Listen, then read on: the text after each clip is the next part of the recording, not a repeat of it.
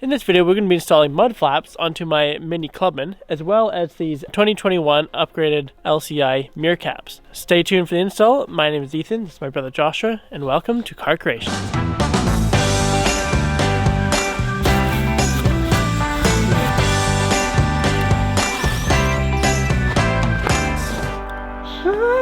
How high do you want it? When starting a project, you need to make sure you lay out all your tools so you don't have to go searching around for them, which we should probably learn to do at some point.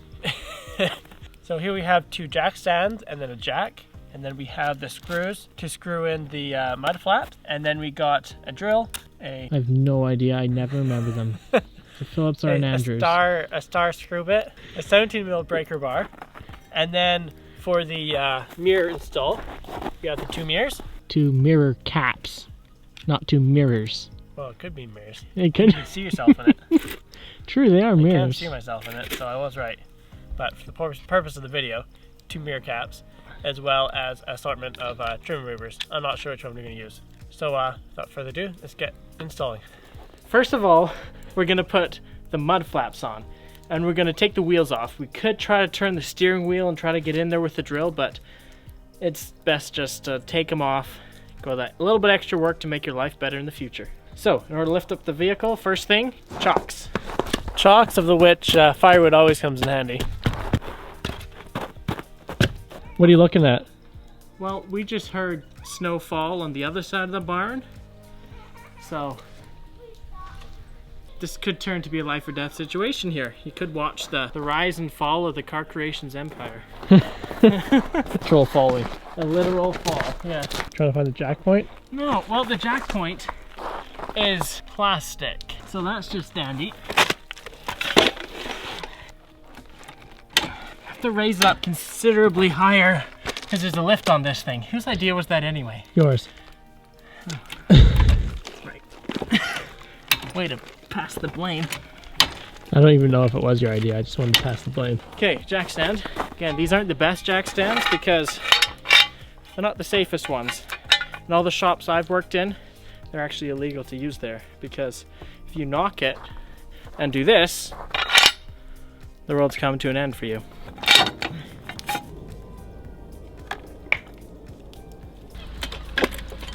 So what we're doing first is lifting up both sides and putting it on jack stands, and then we'll take the wheels off. How easy are they coming off? Quite easily. It's good to see that the shop did them to the proper specifications. A lot of the time you go to take them off and you got to use like a 6-foot breaker bar. You're actually good at that. Hey, what do you know? So we test fitted the one on the left side. I put a couple marks on here so we kind of know where to want it, and so we have the same on the left and right. I'm just going to translate those marks to the other side to a second one, which I'm sure there's a better, more precise way of doing this, but What do these marks mean? they are specific points on the car where they're going to go up to. So I'll show you for this one here. This first mark goes against the top of this. This next mark touches here, and the bottom mark kind of goes along the bottom. You want to make sure that you have them parallel with the face of the wheel and tire, as well as melding into the body lines as best as possible. It'll look good though. So for those who are a little bit worried that it's going to cover up this vent that's going in there, we drive this car when it's extremely cold, so we're not quite worried about the brakes getting too hot. Worst case, we can always cut a little hole in this. It's pretty easy cut, so we cut a little hole in there and fix it that way. We turned the one real nice vent of a Mini into a fake vent. Shameful, really. Shameful. There's another vent on the other side. Next step, take a Phillips and go to work. I believe, I have to recount, I think there's 5 screws per corner. We found this kit on Amazon. You can find it anywhere, eBay, Amazon. Just search for one that fits a car rather than a truck, else you might have to cut it down. These ones are cuttable, so if we decide we don't like them that big, we can cut them, but I don't think we're going to need to do that, right? I think we should be good, yeah. Yeah. So I'll definitely leave a link in the description. Alright, so first problem that we've run into. The screws that we got in the kit aren't quite long enough to go all the way through up here. Like the distance between the wheel well and this is too far, so we have to find some longer screws. So we got these 2 at the bottom, so now we just have to find 2 for up here. We found a couple little longer screws. So these ones were 1/2 inch. We'll give it a shot.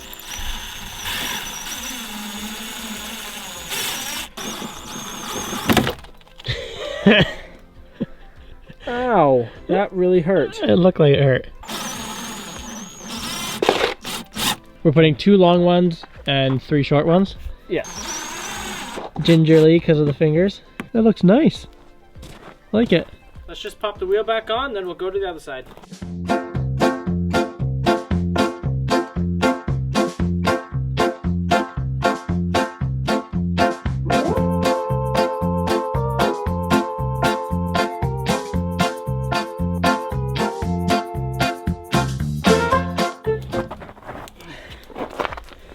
Yeah, that's what I thought.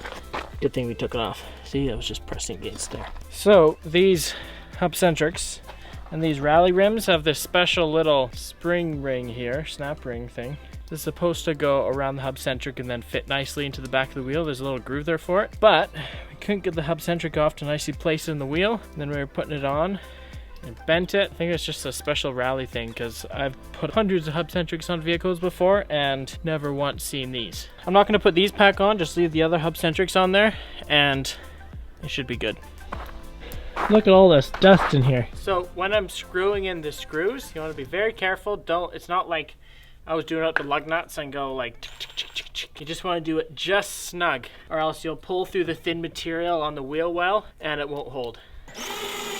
It helps that the wheel well is a little bit concave just for the strength part of it, because after I screw it in and release, it tries to push back out again because it's holding against the edge. What would have been easier if Mini actually had OEM ones for Clubmans? They have OEM ones for the F55 4-door Mini, they have OEMs for the F56 2-door Minis, and they have OEMs for the F60, and they have OEMs for the R53, the R56, the R60, everything but this one. It's quite annoying. Tried to do it into this plastic strip up here, plastic strip here and here. These ones are just into this, like, I don't know, carpety kind of whatever that's made out of, I don't know. Okay, let's put the wheel back on. It's getting dark, so I have to finish the back 2 tomorrow. My hand's a little bit swollen from the cold, just a little bit. I can't really bend them very well. All right, so it's next day. So what we're gonna do is, apparently all you have to do is just pop this off. So I'm gonna try it without this. Don't want to break anything. These are designed to break before what you're doing breaks, so. Oh, 1, 2, 3, 4. Victory! So I just shoved this in here and then push down at the same time. And you do have to go quite hard, but I yanked pretty hard and I didn't break anything, so you should be good. So you may ask why I'm putting these on instead. Well, the other ones are a bit dirty, so we had to replace them. Just buy... Actually, I need to buy a new car because my car's dirty. This is the difference between the old ones and the LCI updated ones. It kind of goes inwards towards the window, and that helps with airflow. It stops a little bit of noise when you roll down the windows. I don't know if they're gonna fit. I need new mirrors too. All right, so despite what people say online, we found out that these actually don't fit the older models. For sale, 2 brand new LCI mirror caps. DM me for prices and shipping. So, we're gonna install the 2 rear mud flaps now. The car looks like it's standing on 1 foot. It's like half the road. That's how much dirt came out of there. So when we started taking off the tire, we noticed it was a bit odd.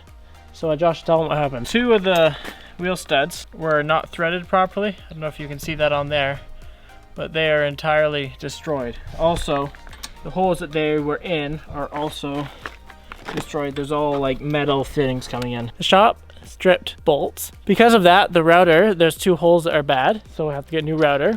And then I just noticed that someone had backed into me at the front, and there's a very small dent up here. And then I just noticed over here, there's white paint on here that someone must have driven by me. Oh well, what can you do, right? Guess we'll take the shop and see what they can do.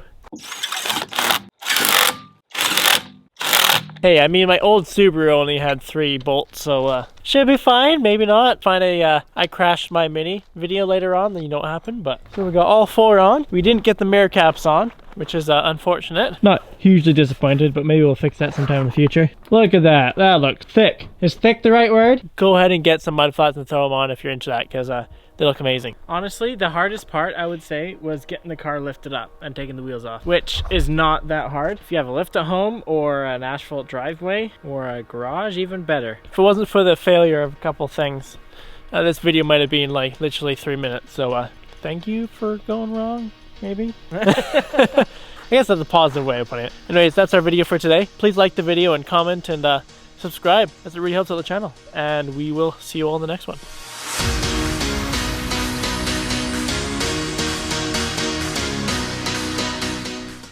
One sec, we have to tell our siblings that YouTube doesn't want to hear them yelling like dinosaurs in the background.